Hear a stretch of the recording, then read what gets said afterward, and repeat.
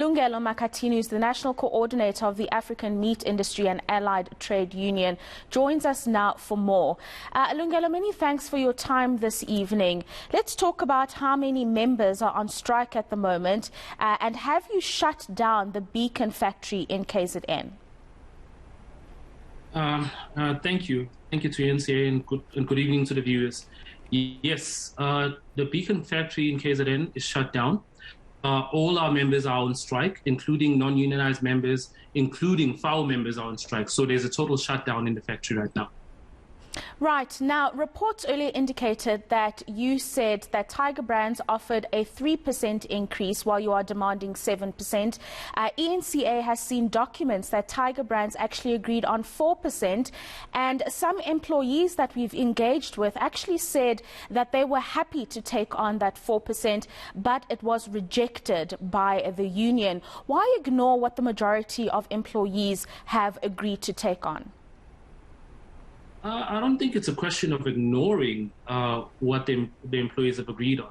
What is important to understand is that when we have these meetings, these feedback meetings, we give people an opportunity to state their views and everything.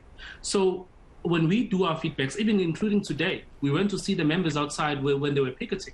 They were adamant that they still want to go on strike. I don't know which employees you're referring to, but the members that we spoke to, including FAO members, said 4% or 3% is not good enough. So I don't know which majority you're referring to when you say majority.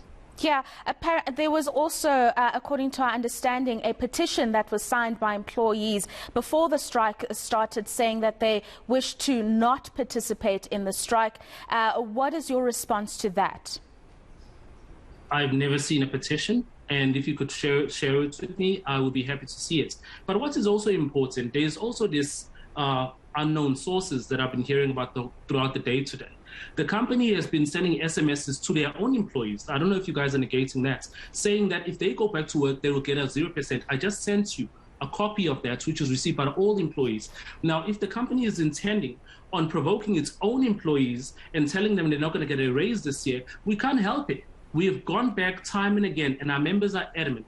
This company has refused to even meet with us. They've refused to even talk or sit down with us. At some point, somebody has to take accountability. That management team that has been negotiating, including Riyad Mohammed, has been playing games. We asked him last Friday. We sent that to you as well. We can meet. We are on site. We are picketing with our members. We can come inside and talk to you. Now, you've gone almost 2 weeks with no production. And the company has lost millions because they gambled on the fact that members would give up on their strike. They have not. They have to open their doors and let's sit down and talk about this as adults.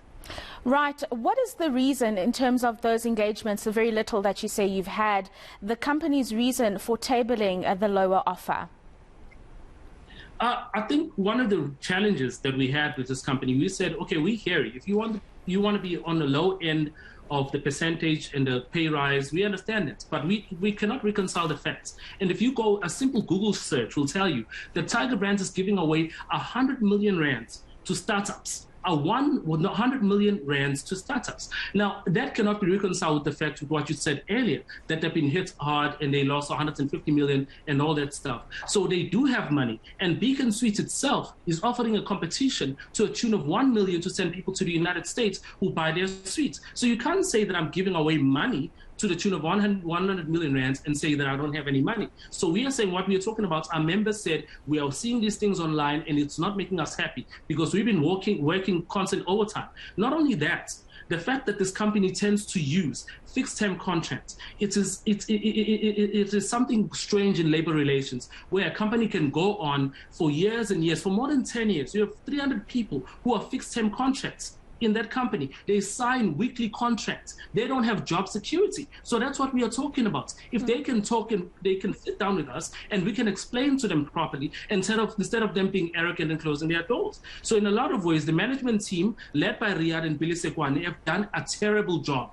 And that's not the only thing. If we want to talk business, if you want to do a risk assessment, go to Testic, go to Cool Baked Beans and ask if the CCMA has issued a certificate of non-resolution in Sakau and FAO, which means Tiger Brands this is the first strike and there might be more strikes coming because these negotiators have been negotiating in bad faith and insulting trade unions. Right, Lungelo Makhathini is the national coordinator of the African meat industry and allied trade union, giving us some insights into that strike currently happening at Tiger Brands. Obviously, we have tried to get Tiger Brands' insights on this, and we are yet to receive a statement from them in terms of their way forward on this particular matter.